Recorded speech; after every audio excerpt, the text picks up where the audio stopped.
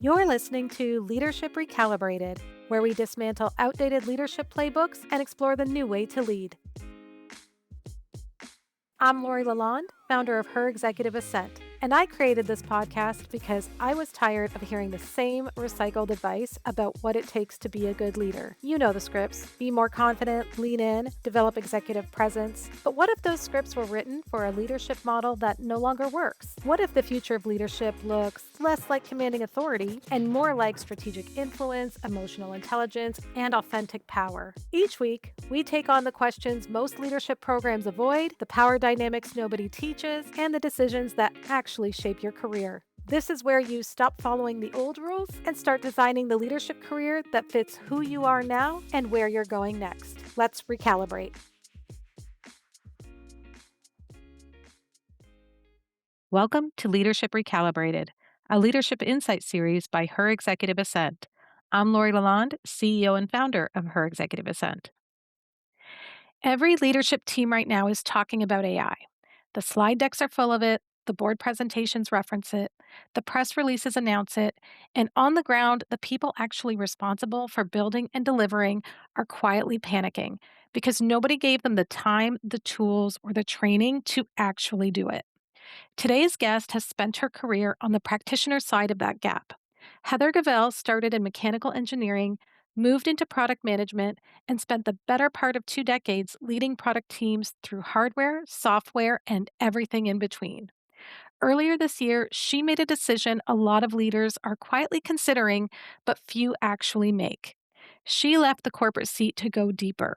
She co founded Momentum Product Co., a consulting and enablement practice built specifically around the AI gap. One thing she noticed through all of the conversations she had is that everyone needed help with AI and nobody knew where to start. Heather runs hands on AI workshops and enablement sessions for product managers, founders, and cross functional teams across Waterloo, Toronto, and the US. And what makes her perspective different is simple. These are not frameworks she read about, these are workflows she uses every day. Let's get into it.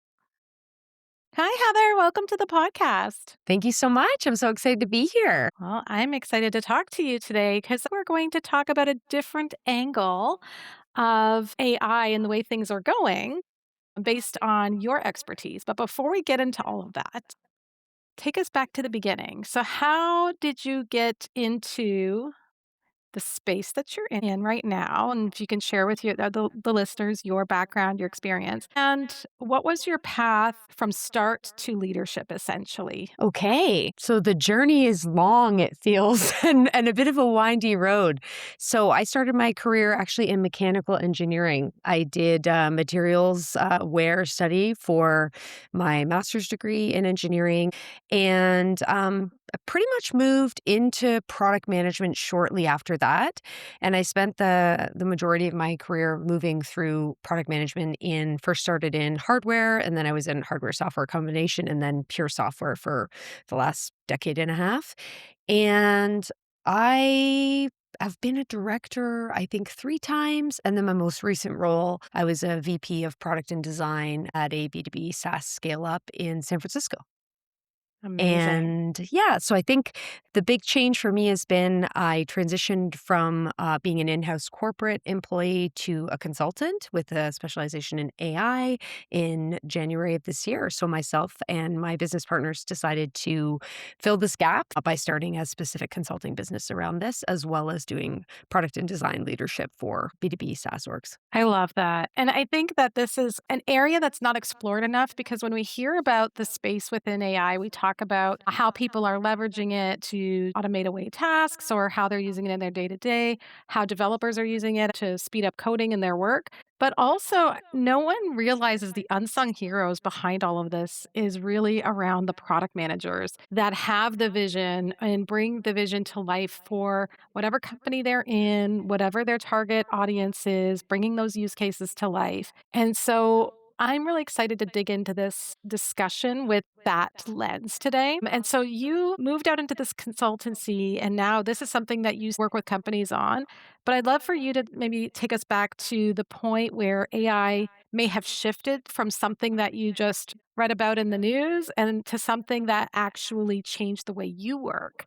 and what you're doing in your day-to-day practice with it. Yeah, it's funny. It's feels like in recent history, right? Like we haven't been doing this for this long. Like the tools haven't even ever been kind of readily and available at for enterprise use anyways for that long. So I think for me, we started working with it. I had worked with AI in the product. So from the capacity of I worked in an organization where we were doing LLMs, which is for kind of search functionality, resurfacing content. I had a fair bit of experience with the kind of AI application and machine learning from a product inside the product. So the product that you're using uses LLMs and it uses AI technology to deliver you an output. But it was not really until we sort of got more mainstream with ChatGPT in terms of being allowed to use it at work and get enterprise plans and put in company data. And then more recently, that same shift is happening with Claude that I really started to see, oh, okay, outside of just having this inside the product, but for the product discovery process and all of my work that I do upstream, which in product is like 50%. It doesn't really matter if you can build 10 times faster if you're not building the right thing. So for us, the whole process of trying to understand, okay, where's the opportunity, try to synthesize customer data, feedback, signal, competitive intelligence, being able to, then prototype and do testing and all of the things that is enabled so quickly through AI. That was a really the aha moment for me. Where I was like, wait a minute, I'm going to be able to accelerate product market fit in terms of the time to get there through utilization of these tools that I kind of became hooked. Props to you because you're doing so much in this space. I wanted to pull the thread a bit on, that shift from working full time for other companies and then moving into building your own company. So, Momentum Product Co., right? What was the inspiration behind launching that initiative and what gap are you filling with Momentum Product? Well, it honestly started that this space is moving so quickly. They just didn't have the space to kind of go 2 to 3 clicks deeper, which is what you really need that to be able to get some meaningful application and impact from AI tooling. And that's what you hear from a lot of folks. Like, I was able to do X and Y from watching some YouTube videos or going and doing a lightning lesson on Maven, or I saw a friend do X and Y, but really to get to a place where I could apply it onto my own work and I could independently start building my own processes, you need time, you need space, and you need that ability to build and play. And I just didn't have it. So that was a big driver for me. And then from a business perspective, it's funny because we started our business just doing product and design fractional leadership because we're like, hey, this is what we know. We've been doing this for a couple of decades. We don't even have to do any training. Like we're off to the races. Let's go. And then every single person we talk to, and I'm talking like 50 to 60 in the early days, we would just do all those discovery calls and okay, what's been the pain points for you folks? What have you found that's been really difficult to like plug those gaps internally? All about AI.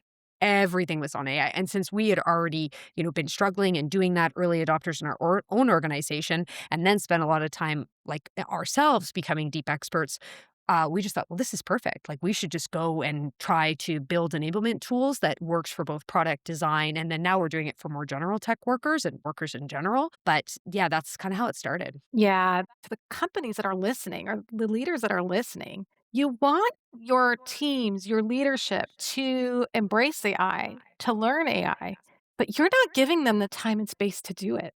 But every single new job that I'm seeing, especially with product managers, and I have women in my space that are product managers and they're frustrated with this. They all require AI, but they've never been given the space to learn it or apply it where they are internally. So when you start hearing these phrases like learn AI or find a new job or there's no room for you here. I mean, for me, I feel like, okay, well, that's a failure in leadership to just demand everyone learn AI. But what are you doing as leaders to enable that?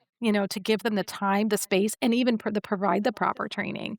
So, are you seeing that show up in those leadership conversations that you're having?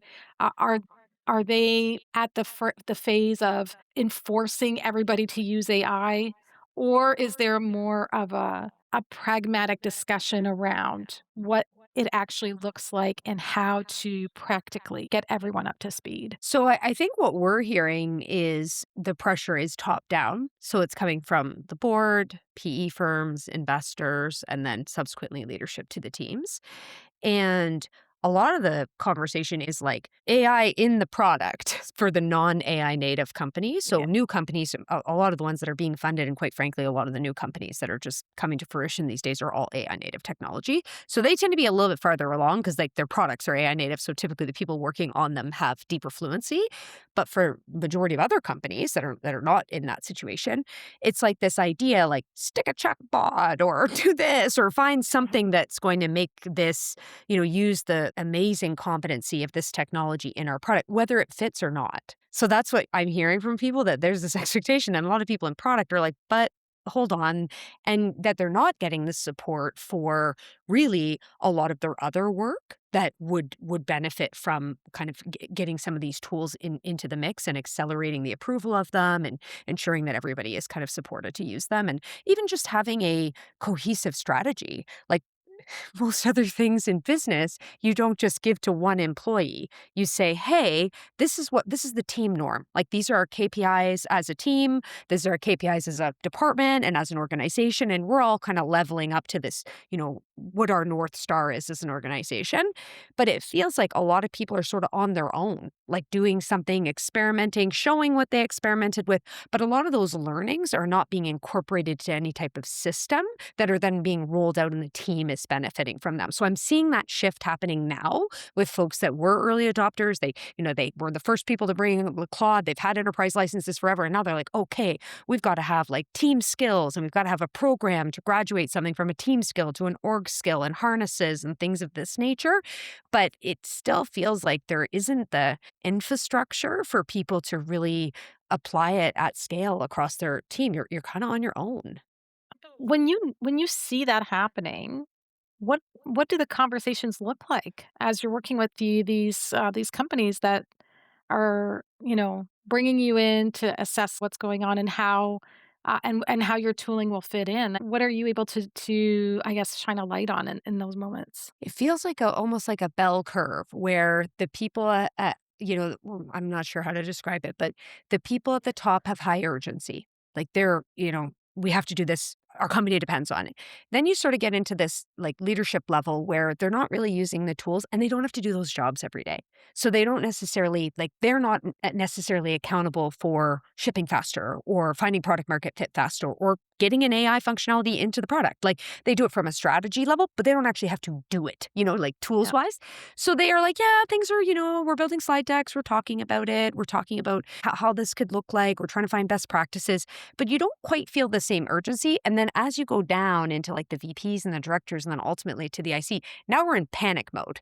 Like Yeah. the people at the IC level are full on panicking. They're like, I'm not going to be able to interview another job. There's going to be layoffs here because even if it hasn't happened in their organization, they've heard about it everywhere else. And most of the language that's coming out in the layoff emails is we're reducing force by X% as a result of AI enablement technology. So there is this feeling that, hey, we're going to lose staff members. And so there's already that sense of, oh my goodness, customers, quite frankly, in SaaS are doing a lot of things themselves and they're reevaluating their software spend. So they're talking about the SaaS apocalypse, right? There's a Yeah. general feeling that the industry in software as a service is kind of at risk, some areas of it anyway.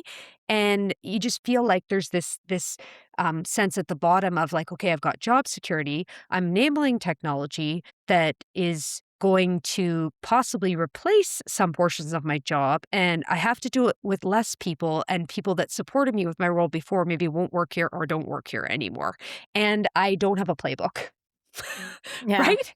And so I'm on my own on my Yeah. evenings and weekends trying to find random courses that don't cost $2,000 online to learn this stuff. I mean, I just talked to someone who was a director who said, my mandate is to recreate a pricing skill that's going to replace my function. That's literally what he said. And so you Yeah. can see that people are just a bit panicked and trying to learn something brand new that's incredibly technical. Yeah. Yeah, it's an impossible situation, and people are in fear of their jobs because, inevitably, if they do get laid off, the ability to find something else is that much harder because not only are they entering a market that is saturated with other job seekers who have also lost their job en masse, but there's a skills gap for them that they have to fill, which is costly. I mean, there is a lot of free training online too for AI, but still, it takes time, and their time is valuable. So even if it's free to take, it's their time that they have to focus on that rather than job searching or jumping into something different. And then on the other hand, we have people who are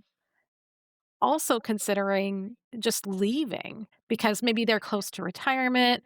They're like, why would I learn something new at this back stage of my career? What benefit is it to me? I'm going to be retired in a year, 2 years anyway. And so then there's a lot of institutional knowledge with those people who then may feel like, you know what, I'm just going to leave now. I'm done. Rather than be forced into this future looking technology for the companies. Are you are you noticing patterns like that as well, where there is this talent exodus? I'm not. I feel like people are still hanging on trying to find something, but what I am noticing is that the whole, like, building a side project, building off the side of your desk, that's not really enough to get a job. Like, they have Yeah, an expectation that you've built enterprise-grade products with this tooling, and you're familiar with security, with all of the risks, the vulnerabilities, various things. So, even that, like, how are you supposed to put that into practice and learn that stuff if you're not in an organization? And the whole idea of scaling it beyond one person. Well, when you're one person, it's difficult to do that, right? yeah, So I think that too creates a big gap for people. But I'm still feeling like people are trying to hang on. I've only met a couple of people that have like really moved into retirement because it just feels like financially that's not an option for a lot of people. Like yeah, maybe I don't really know very many people who yeah, are like, "Hey, I'm riding off into the sunset and I'm 55." Like I just don't. yeah, I mean, people have yeah, so many financial responsibilities, the cost of inflation, like people had real estate investments that they were hoping to possibly use as part of their strategy. That's not looking as positive as it once did. So I'm not seeing people do that, not because they don't want to, but because they can't. yeah, yeah. This economy is in a real mess right now. And it's sad. So they may stay, but fight against this new way of working by just refusing to do it because they're what do they got to lose? Like they may get packaged out or whatever. But and yes, that a lot of people are not in a financial situation to do it, but there are so many concerns that people have as they're approaching kind of that last phase of their career of, what's the benefit for me other than just saving my job for another day. But at the same time, I find that when there's a vision that's communicated clearly and it's easier to get buy-in when people understand the purpose. But we're seeing companies that are just mandating everyone needs to use AI X percent more. Amazon was doing that and people were token maxing. So they were just using AI for the sake of getting their numbers of AI usage without it actually contributing any value to their day to day or to the broader organization roadmap, right? That's like fake AI adoption. So, is this something that leaders are seeing more of, driving up AI usage just to say, hey, we are using it, but there's no real return and there's nothing really to show for it? Or are they even aware that that's a problem? I have heard of that. I think the big issue is not that people don't want to put KPIs on it, they don't know what they should be. Like if you Yeah. asked a lot of people, what should the KPI be on even for ourselves in consulting, you have to articulate what the value is, right, to the buyer. Yep. And, you know, doing something faster isn't going to make you more money as an organization, right? Yep. And trying to articulate, okay, have we actually product market fit? I mean, it hasn't been that long. Getting people to really sit down and say, okay, like we've adopted this full blown, and I'm in a lot of forums where people talk about this, and they're like, we've done it all the way. Our engineering teams are building faster. Definitely. We've seen that. We have seen a compressed discovery time, but are we making more money? Not seeing it yet. So I don't know, like, it's possible there's so many other factors macro right now that are happening that are impacting the industry, so it's hard to know if this particular technology maybe the delta would be even worse if we weren't adopting it.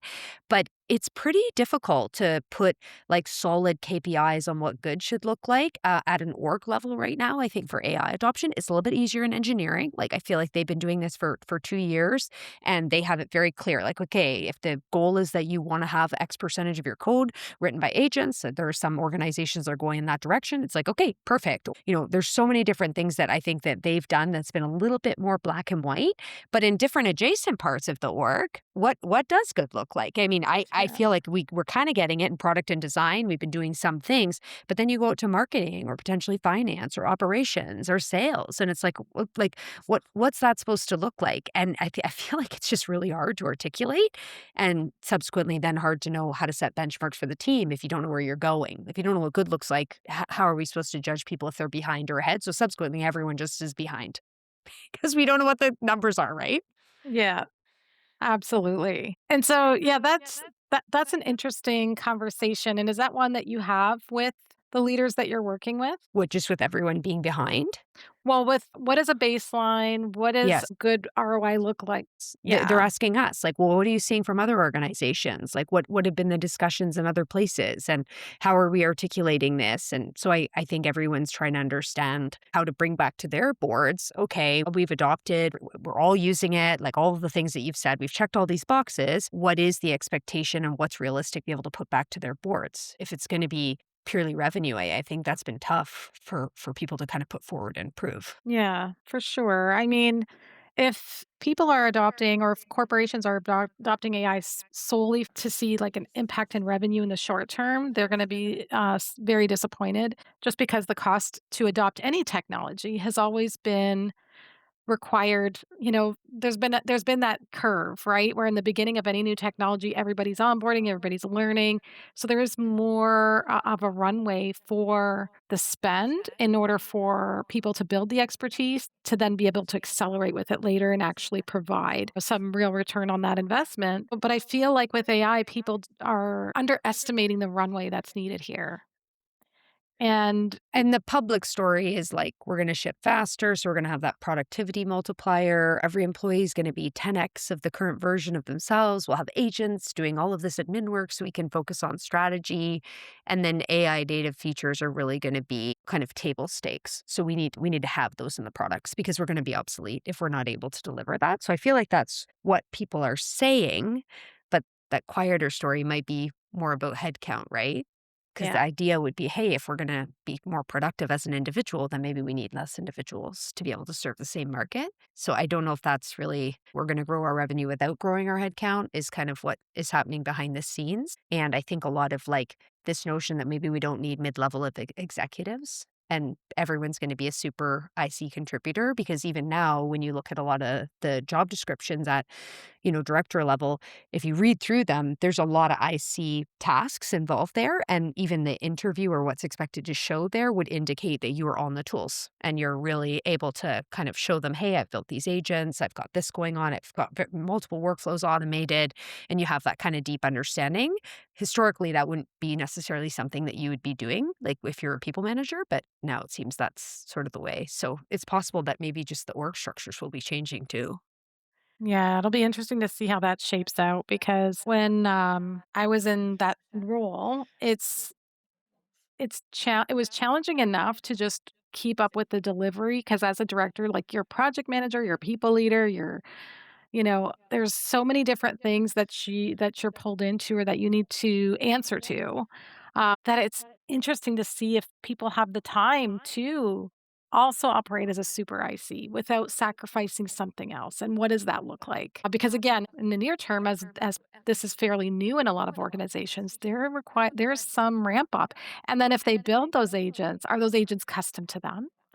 Do those agents then get passed over to maybe another person who lands in that role, or is it shared among all of the other people in similar roles across the organization? So then there becomes this ownership question of what happens to those agents when the people who created them leave? Yeah, yeah, that's what we were kind of talking about at the beginning, which is that Yeah. sort of org-wide ownership of the Yeah. infrastructure because you don't want it to just be somebody who is an early adopter and really, really savvy leaves, and then Yeah. all of the learnings they've built into their iterations from using the tools on our customer data, on our organization, is Yeah. now gone with them because that specific piece of tech is not gonna get used anymore. That would be devastating, in terms of, like, organizational, like, knowledge loss. So coming up with a system so that all those learnings get, packaged, shared, iterated, and fed into the rest of the work that people are doing. I mean, I think that's where a lot of the wins are here. And there's still, I've seen some playbooks, but most people look in awe when they see the playbook when I'm in the sessions when those demos are happening. So I'm like, I don't think this is mainstream because Yeah. a lot of people are sort of looking like, oh my God, that's amazing, as though they're not really seeing it in their org. Yeah. So that to me tells you that we're still just kind of getting to that point where you can really leverage a lot of the skills and the agents like as a team and as an org versus just as an individual. Yeah, and that's important work. And yeah, we are still very early in this process, so there's not a lot of maturity around it in the organizations that I've seen. What's the coolest thing that you have seen implemented as far as with agentic AI within a company, if you're able to talk about it? The coolest thing, I think some of these custom harnesses where they've kind of built I was working with, a CEO, I think he won the most innovative CEO of the year, like, last year, and it was all very humble and quiet, not a big production in terms of what they were doing, but they have essentially, like, a whole infrastructure of skills that they've built as a team. It doesn't sound super flashy, but seeing it all come together and realizing, oh, this is the process of how you get something from an individual skill to a team skill. And they have people. That's what they have people. That's their jobs. They manage the skills, they Yeah. manage that infrastructure. And I thought, wow, like you don't necessarily see that. So they have some dedicated folks. And then they had a rotation. So the rotation as well for sort of iterating on the skills, approving said changes. Everything was done through Slack. So it was like, oh, we're going to make this change. This has been a learning. This is change. And then it would go back and it was all housed in GitHub, and it was just, there was a harness around it so that it could be surfaced for various different research, and they had it totally tailored to their business canvas, their prioritization metrics and rules for the different, ways that their investment strategy was towards product development in their organization, and then everybody would put their problems into their customized business canvas. To me, that was really impressive. Like, you see standard skills being used, but a custom skill that they've refined with a couple of teams that work in growth, and then other people are putting their business problems into that refined skill that's then giving them direction. I think the big thing for them was that build by partner decision. And so everyone's referencing onto like a different team's infrastructure, which used to be a person. And now Yeah. it's like a team of people that are kind of using these skills, and then other folks can use them for those embedded decisions in their function. I love that, and it's what I suspected too. It's the shift of not necessarily getting rid of everybody, right? You're not getting rid of every job, and the people that are there and are able to pivot and build their skills when they're given this time and space to do it. Their role then shifts, from being the person that does the thing to someone who is overseeing a skill that was developed and that evolves over time to add real value to whatever that job used to be or what it looked like before, right? And I believe that we'll see more and more of that where people's jobs will evolve to oversee skills and agentic AI and evaluate the outputs, evaluate the inputs, make sure that everything is running as it should without causing any harm. But I feel that we're a long way from getting buy-in from the broader the broader workforce because they are really still unsure, and also they aren't given the time and space to properly build up their skills and expertise in a way that would align with what the company needs, right? Yeah. No, I totally agree. So, when you're talking about putting this in place, and there is a leader who's like, "We need this in yesterday." That's the line from corporate I hate the most. I literally just wish nobody would ever like say those words again. But like you hear it all the time. Everybody thinks they're so funny when they say like, "Oh, we needed it yesterday," as though it was like it's a new joke, but it's not. And then they really mean it. When you have someone who coming to you with that urgency around bringing, agentic AI in and how they roll it out and how they get their teams up to speed on it. What expectations do you set with them, and what's the conversation you have there? Well, generally, I try not to start with the tool because Yeah. what does that mean? And usually, the person asking for that isn't the people that are actually in those workflows. So, what we generally try and do is say, hey, we have a playbook from working with like dozens and dozens and dozens of organizations that would, and quite frankly, if you were to go to an interview, these are the jobs that you would do as a product manager, as a designer, and in engineering. And here's where the utilization of AI could be 14 different tools, but here are the kind of common tools people are using. But for these workflows, this is typically where the implementation level would be. How are you rating on that scale? If it's like, no, we're not doing that at all, it's like, okay, this would be a good candidate if we were going to pick maybe, let's say, three is what we typically do. So we're going to pick three areas, three modules. We often are doing remote delivery with folks because it used to be that a lot of teams were local, but that's just not the case anymore. The teams are spread out all over. Mhm. So we've had a lot of success. I honestly still believe that being in person with folks is like the fastest way to absorb this tooling. I really feel that, but it doesn't seem possible with a lot of enterprise customers. So, having those kind of remote sessions and doing like a theory and a build for, kind of we do like that 90-minute session with them. And then we do like the takeaway, a little bit of a project, test it out yourself, come back Q&A. So it gives people that, okay, I'm going to absorb, I'm going to try. The people that are a little bit more nervous to try it out themselves, or they're not even exactly sure what data to put in, they've got all the prompt guides, they take that away, they try it on their own, and then they come back. So it kind of gives that facilitation of all of the different learning levels and styles. And then we do that with three of their most prominent workflows. And usually that's like a huge way to start. Like, what workflow are you not using this technology on at all that, we could go from zero to like, let's get the team to like at least 20% at a very minimum. And some people might be all the way to 70% on this by the end of going through these exercises. Cause we often give like, hey, if you've never done this before, you don't know what this word means, this is your track that you're going to use versus, hey, I've actually done a few courses on my own time. I've tried a bunch of this stuff out. Here's a more advanced thing. And then that's the thing with AI. You can do like 16 triple clicks Yeah. because there's so much more you can do.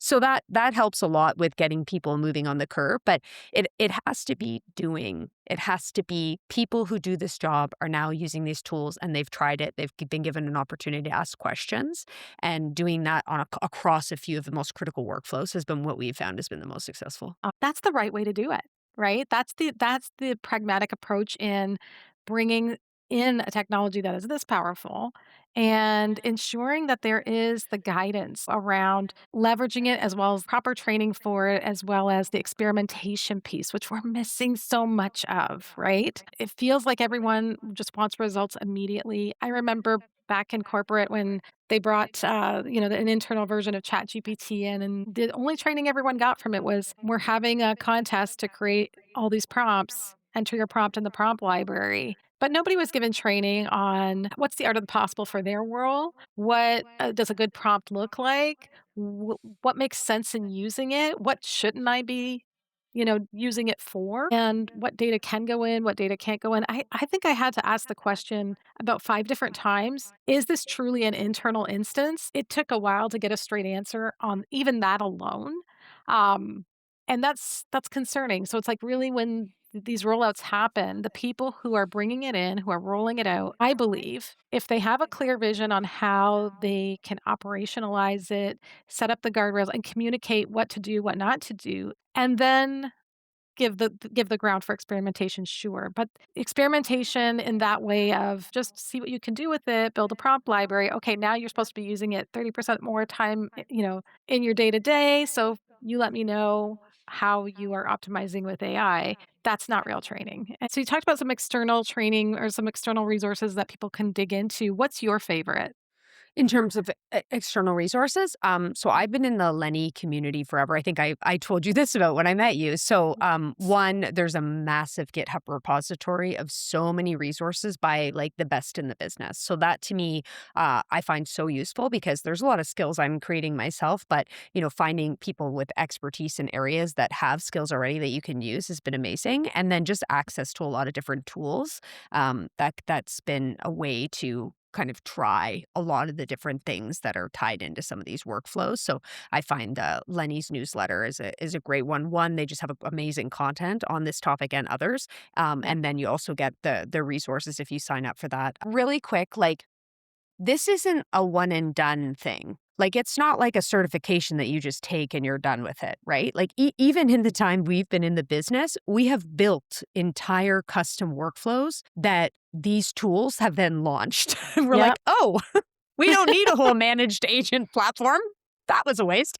So this is like literally, it's moving so quickly that even in Yeah. the time that we've been doing it, there's such a displacement. And what I find is really hard for employees is there's no community of Yeah. folks that are in this and learning it and a place to ask questions. So when we run courses, and this is actually free to anyone who wants to join, quite frankly, but we have like a momentum working AI group like Slack. And that's just been great because like anyone who's basically, it's not no selling, no pitches. It's like if you want to learn about AI or if you got questions, and you've got super experienced people in there, and then as well as people who are new to the journey. So you Yeah. need something like that, whether you build it in your own organization, whether you have it with, a group of other colleagues, but you can't do it yourself and you have to keep working through it. You have to keep doing and that's we don't normally have that at this stage in our careers. Like people, especially who Oh, are in leadership, you're not doing like, oh my God, I've got to do more education. Like normally you have a good amount of knowledge absorbed at this point, and it's just not like that with AI.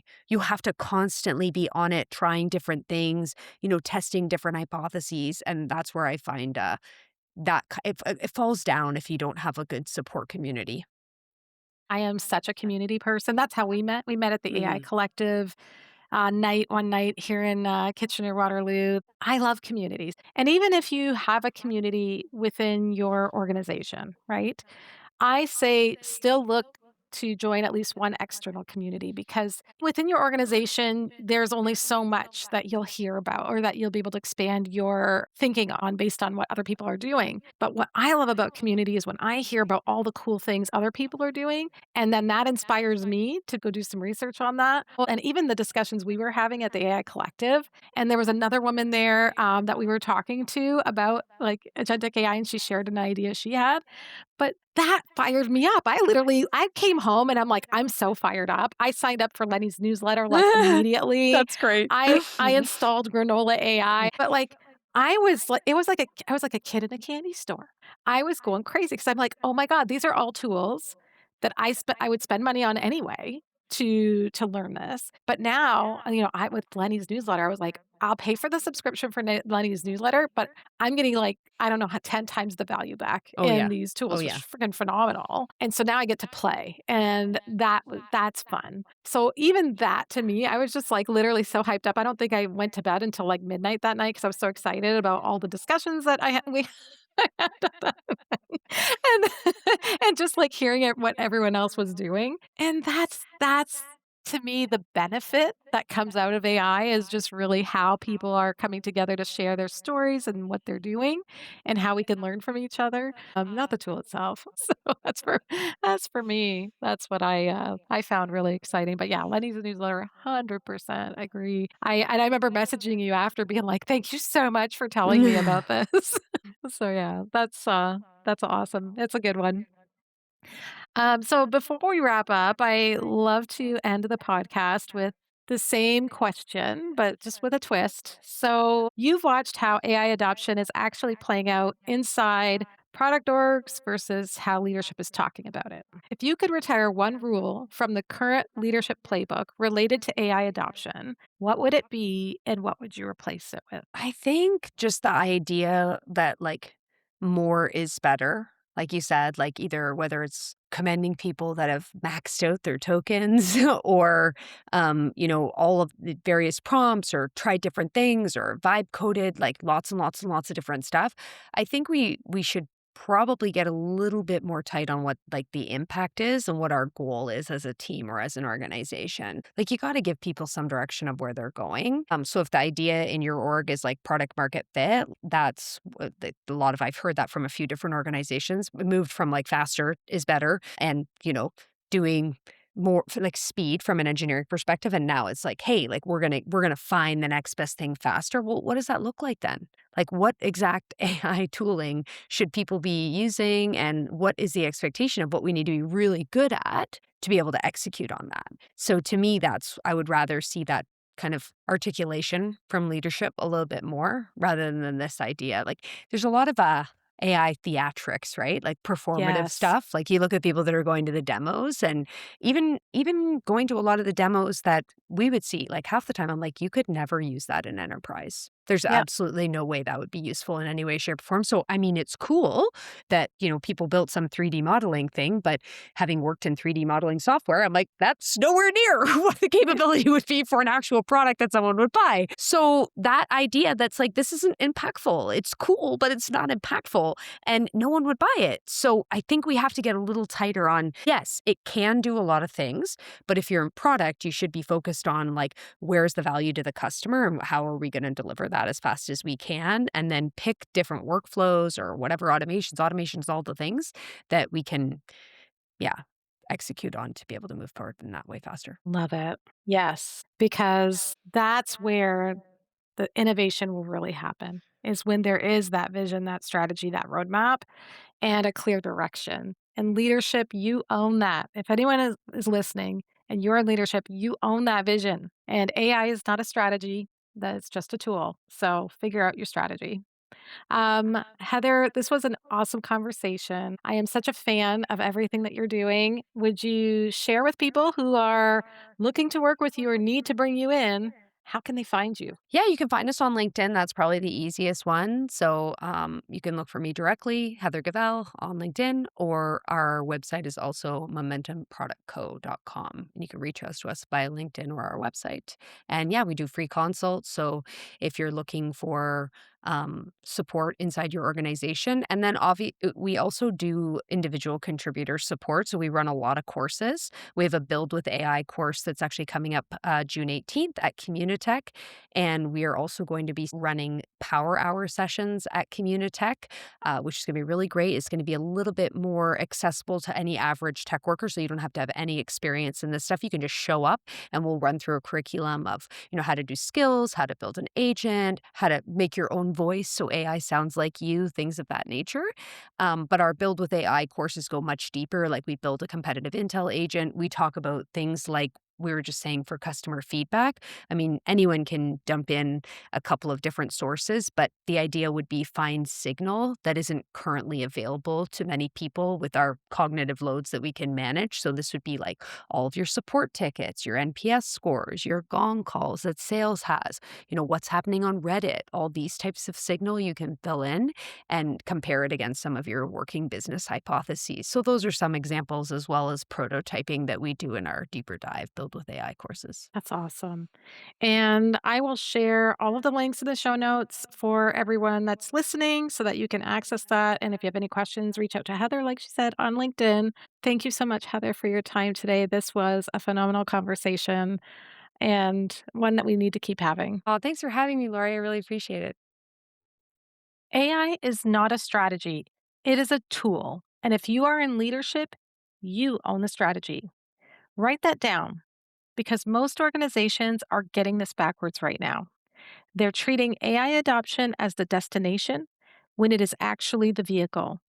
And without a clear vision and direction, what you end up with is AI theatrics, demos that look great in a boardroom, prompt libraries that collect dust, and a team that is quietly overwhelmed and too afraid to say so. Heather and the team at Momentum Product Co. are doing the work. And if you want to get hands on with it yourself, here is your opportunity. On Thursday, June 18th, Momentum Product Co. is partnering with Communitech in Kitchener Waterloo, Ontario to run Build with AI Tech Worker Edition. This is not a lecture, it is a hands on lab where you will work through the workflows that are already changing the job. Research and insight synthesis that turns interviews, support tickets, and docs into patterns and decisions in minutes, competitive and market intelligence using AI powered monitoring workflows that you build yourself, and prototyping and vibe coding that takes you from idea to working prototype in hours instead of weeks. You'll also cover how to adopt AI safely when your organization restricts certain tools and how to choose between Claude and other tools depending on the task. Every attendee leaves with something working, not just notes from a session, and gets access to the Momentum AI Slack community where people are actively building with AI, sharing what works, and getting support beyond the workshop. Registration is regularly 299 Canadian, but Heather is offering listeners of this show $50 off, bringing it down to 249 Canadian for the full 3-hour intensive. Now that is a deal. You can use code RECALIBRATED at checkout. The registration link and the offer code will be in the show notes. If you are not local to Kitchener Waterloo, you can still connect with Heather on LinkedIn and explore everything Momentum Product Co. is building at momentumproductco.com. Their Momentum Working AI Slack community is open to anyone who wants to keep learning without the sales pitch. Ask Heather for more information on that. If this episode sparked something for you, share it with a leader in your organization who needs to hear that giving people the time and space to learn is not optional. It's part of the strategy.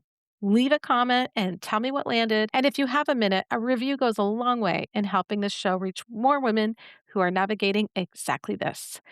Thank you for listening, and I'll see you in the next episode. The leadership advice that got many women this far will not necessarily get them where they want to go next. This phase of your career is not about working harder. It's about working strategically by deciding which rules still apply and which ones you are finally ready to outgrow. If this conversation resonated, stay with us, subscribe to the podcast, and join me here every Sunday for new episodes. And if it gave you language for something you've been carrying quietly, share it with another woman in your network who needs to hear it too.